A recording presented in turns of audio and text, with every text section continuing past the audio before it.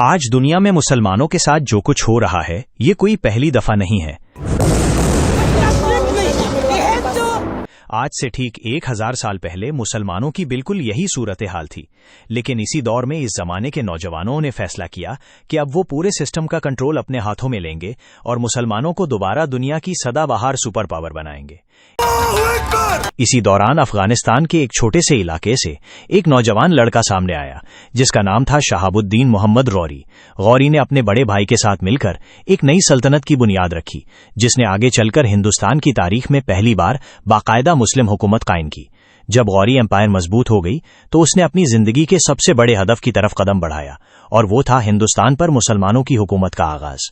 दूसरी तरफ यहां से बहुत दूर मिस्र में एक और नौजवान इस पूरे खित्ते का नया सुल्तान बन चुका था जिसकी जिंदगी का सिर्फ एक ही मकसद था कि किसी भी तरह यरूशलेम को वापस मुसलमानों के कब्जे में लाना है, और वो अजीम रहनुमा था सुल्तान सलाहुद्दीन अय्यूबी। सुल्तान गौरी जब पूरी तरह ताकतवर हो गया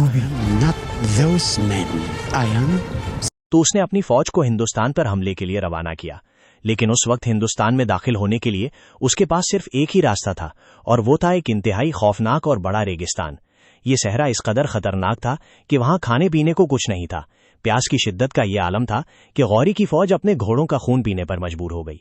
जैसे तैसी करके जब उन्होंने ये रेगिस्तान पार किया तो सामने हिंदुस्तान की एक बहुत बड़ी फौज उनका इंतजार कर रही थी। उन्होंने गौरी की थकी हारी फौज को चारों तरफ से ऐसा घेरा कि गौरी के पास पीछे हटने का रास्ता भी नहीं बचा। इस जंग में गौरी की फौज को बदतरीन शिकस्त हुई। सुल्तान खुद शदीद जख्मी हुआ और किसी तरह जान बचाकर वहां से निकला। इस अबरतनाक हार के बाद गौरी को अंदाजा हो गया कि हिंदुस्तान को फतेह करना बच्चों का खेल नहीं है, लेकिन उसने हार नहीं मानी और अगले 12 साल खुद को मजबूत करने में लगा दिए। उसने सबसे पहले मौजूदा पाकिस्तान के ऊपरी इलाकों को फतेह किया ताकि आइंदा उसे कभी इस हलाकत खेज रेगिस्तान का रुख न करना पड़े। गौरी अभी अपनी तैयारियों में मसरूफ था कि एक दिन एक घड़सवार फुल स्पीड में वहां पहुंचा और उसने सुल्तान को एक खत दिया। ये खत सुल्तान सलाहुद्दीन अय्यूबी की तरफ से था, जिसमें लिखा था कि अल्लाह ने इस्लाम को इस फतेह से इज्जत बख्शी और शहरों की दुल्हन यरूशलेम को 90 साल के अंधेरे के बाद उसके असल घर वापस पहुंचा दिया। आज गुंबदे खजरी से क्रॉस हटा दिया गया है और वहां ईसाइयों के घंटों के शोर की जगह कुरान की तिलावत और अजान की गूंज है। जुल्म का अंधेरा खत्म हो चुका है, दुनिया जान ले कि अलकुद्स आजाद है। ये खत पढ़कर गौरी को जो हौसला और मोटिवेशन मिली उसका अंदाजा लगाना मुश्किल नहीं। बिल्कुल वैसे ही जैसे आज हमें कोई कहे कि फलस्तीन आजाद हो गया है। अब गौरी को रोकना किसी के बस में नहीं था। पूरे 12 साल की बेपनाह तैयारी के बाद गौरी एक बार फिर अपनी फौज लेकर हिंदुस्तान में दाखिल हुआ। उस वक्त यहां का राजा एक 25 साला नौजवान था जिसका नाम था पृथ्वीराज चौहान। जब राजा को गौरी के हमले का पता चला तो वो 1 लाख की बहुत बड़ी फौज लेकर मैदान में आ गया, जबकि दूसरी तरफ गौरी के पास सिर्फ 50,000 फौजी थे। जंग शुरू होते ही राजा की मुनज़्ज़म फौज ने गौरी पर दबाव बढ़ा दिया। गौरी की फ्रंट लाइन पीछे हटने लगी और गौरी के साल के ख्वाब टूटते हुए नजर आने लगे। ये देखकर गौरी पीछे भागने के बजाय अपने घोड़े पर अकेला ही राजा के आर्मी जनरल की तरफ लपका जो एक बड़े हाथी पर सवार था। गौरी ने अपना नेजा फेंका लेकिन वो मिस हो गया। जवाब में राजा के जनरल ने गौरी पर ऐसा भरपूर वार किया कि गौरी एक ही झटके में घोड़े से नीचे गिरकर बेहोश हो गया। राजा की फौज गौरी को पहचान नहीं सकी और उसे एक आम फौजी समझकर वहीं छोड़ गई। रात के अंधेरे में गौरी के वफादार गुलामों ने लाशों के ढेर में से अपने सुल्तान को जिंदा ढूंढ निकाला और कंधों पर उठाकर महफूज मकाम पर ले आए। गौरी शदीद जख्मी हालत में वापस अफगानिस्तान पहुंचा, लेकिन उसका गुस्सा आसमान को छू रहा था। उसने जंग से भागने वाले जनरलों को कड़ी सजाएं दी और ऐलान किया कि अब जब तक वो हिंदुस्तान फतेह नहीं कर लेता आराम उस पर हराम है। सिर्फ 1 साल के अंदर गौरी ने दोबारा एक अजीमुशान फौज तैयार की और दोबारा उसी मैदान जंग में आ खड़ा हुआ। राजा पृथ्वीराज चौहान ने उसे पैगाम भेजा कि तुम पिछली हार भूल गए, हमारी फौज हाथी और खून के प्यासे सिपाही तुम्हें तबाह कर देंगे, वापस चले जाओ। यहां गौरी ने एक जबरदस्त चाल चली। उसने जवाब दिया कि मैं खुद लड़ना नहीं चाहता, मैं तो अपने बड़े भाई के हुक्म पर आया हूं, मुझे थोड़ा वक्त दो ताकि मैं अफगानिस्तान से वापसी की इजाजत ले सकूं। राजा की फौज ये समझकर कि गौरी डर गया है रात भर जश्न मनाती रही और गहरी नींद सो गई।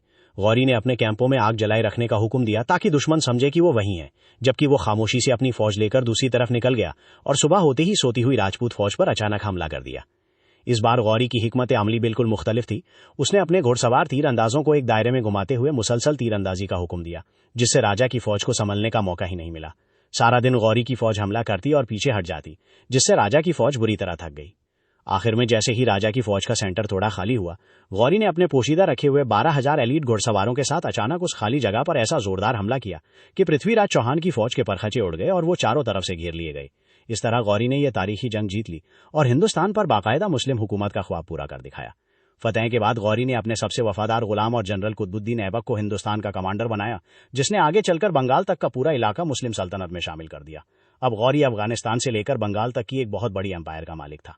एक बार किसी ने गौरी से पूछा कि सुल्तान, आपका कोई बेटा नहीं है, आपके बाद इतनी बड़ी सल्तनत कौन संभालेगा? गौरी ने मुस्कुराकर जवाब दिया कि दूसरे बादशाहों के 1 या 2 बेटे होते हैं, मेरे हजारों बेटे हैं। मेरे ये गुलाम जिन्हें मैंने बेटों की तरह पाला है, यही मेरी सल्तनत के वारिस बनेंगे और मेरा मिशन जिंदा रखेंगे। और तारीख गवाह है कि ऐसा ही हुआ। एक शाम जब सुल्तान मोहम्मद गौरी अपने खेमे में मगरिब की नमाज पढ़ रहा था और सजदे की हालत में था, चंद हमलावरों ने अचानक सिक्योरिटी तोड़कर खेमे में दाखिल होकर सुल्तान पर खंजरों से पैदर पै वार किए। सुल्तान बुरी तरह जख्मी हुआ और उसी हालत में हिंदुस्तान का ये पहना मुसलमान सुलेमान शहीद हो गया। जिस साल गौरी शहीद हुआ, ठीक उसी साल दुनिया की तारीख में एक नया खौफनाक नाम उभरा, जिसने आगे चलकर दुनिया की सबसे बड़ी सल्तनतों को हिलाकर रख दिया, और वो नाम था चंगेज खान।